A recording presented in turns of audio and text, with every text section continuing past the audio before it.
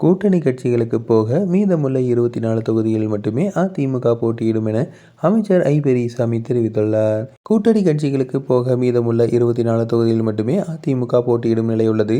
இவர்கள் எப்படி 210 தொகுதிகளில் வெற்றி பெறப் போகிறார்கள் என அமைச்சர் ஐ. பெரியசாமி தெரிவித்துள்ளார்.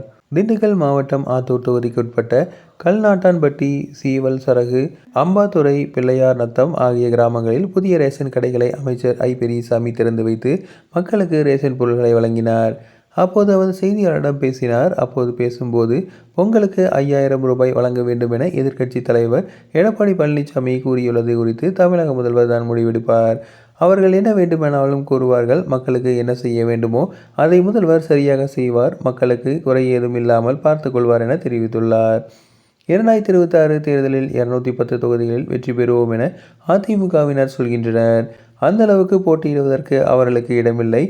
அதிமுகவில் உள்ள கூட்டணி கட்சிகளுக்கு 210 தொகுதிகள் போக மீதமுள்ள 24 தொகுதிகள் தான் அதிமுக போட்டியிட வேண்டிய நிலைமையுள்ளது.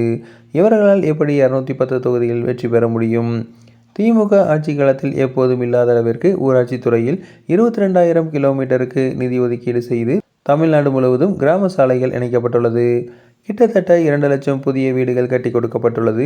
பழைய வீடுகளுக்கு பதிலாக 25,000 புதிய வீடுகள் கட்டி கொடுக்கப்பட்டுள்ளது.